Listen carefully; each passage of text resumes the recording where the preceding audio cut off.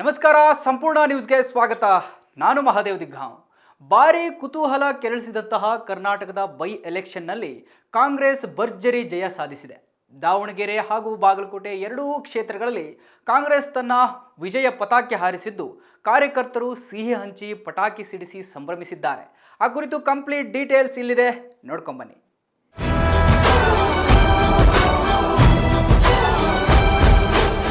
ರಾಜ್ಯ ರಾಜಕೀಯದ ಭವಿಷ್ಯ ನಿರ್ಧರಿಸಲಿರುವ ಬಾಗಲಕೋಟೆ ಮತ್ತು ದಾವಣಗೆರೆ ಉಪಚುನಾವಣೆಯ ಮಹಾಸಂಗ್ರಮದ ಫಲಿತಾಂಶ ಹೊರಬಿದ್ದಿದೆ.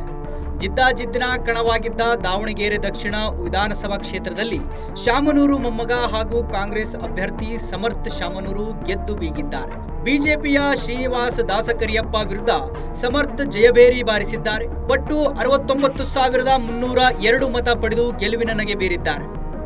ಇನ್ನು ಬಿಜೆಪಿ ಅಭ್ಯರ್ಥಿ ಶ್ರೀನಿವಾಸ ದಾಸಕರಿಯಪ್ಪ 63,825 ಮತಗಳನ್ನು ಪಡೆದು ಹಿನ್ನಡೆ ಅನುಭವಿಸಿದ್ದಾರೆ. ಒಟ್ಟು 5,477 ಮತಗಳ ಅಂತರದಿಂದ ಕಾಂಗ್ರೆಸ್ ಅಭ್ಯರ್ಥಿ ಸಮರ್ಥ ಶಾಮನೂರು ಗೆಲುವು ಸಾಧಿಸಿದ್ದಾರೆ. ಕಾಂಗ್ರೆಸ್ ಗೆಲ್ತಿದ್ದಂತೆ ಸಚಿವ ಮಲ್ಲಿಕಾರ್ಜುನ್ ನಿವಾಸದಲ್ಲಿ ಕಾರ್ಯಕರ್ತರ ಸಂಭ್ರಮಾಚರಣೆ ಮುಗಿಲು ಮುಟ್ಟಿತು.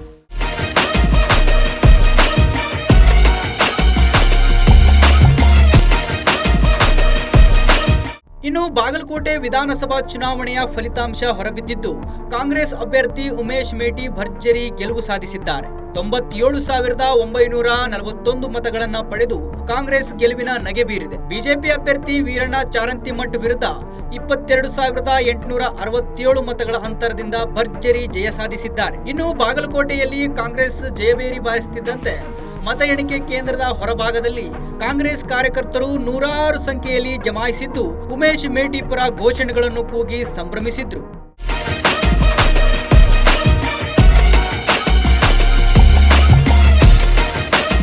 ಇದೀಗ ಹಾಲಿ ಶಾಸಕರ ಸಾವಿನಿಂದ ತೆರವಾದ ದಾವಣಗೆರೆ ದಕ್ಷಿಣ ಹಾಗೂ ಬಾಗಲಕೋಟೆ ಎರಡನೇ ಉಪಸಮರವಾಗಿದ್ದು, ಕಾಂಗ್ರೆಸ್ ಅಧಿಕಾರ ಚುಕ್ಕಾಣಿ ಹಿಡಿದ ಸುಮಾರು 3 ವರ್ಷಗಳ ಹೊಸ್ತಿಲಲ್ಲಿ ಈ ಉಪಚುನಾವಣೆ ಎದುರಾಗಿದೆ. 3 ವರ್ಷದಲ್ಲಿನ ಸರ್ಕಾರದ ಕಾರ್ಯವೈಖರಿ ಹಾಗೂ ಗ್ಯಾರಂಟಿ ಯೋಜನೆ ಜನರ ಮನಗೆದ್ದಂತೆ ಕಾಣ್ತಿದೆ.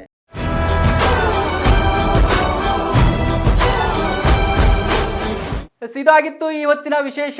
ನಿರಂತರ ಸುದ್ದಿಗಾಗಿ ನೋಡ್ತಾ ಇರಿ ಸಂಪೂರ್ಣ ನ್ಯೂಸ್. ಇದು ನೊಂದವರ ಧ್ವನಿ. ಸಂಪೂರ್ಣ ನ್ಯೂಸ್, ಇದು ನೊಂದವರ ಧ್ವನಿ.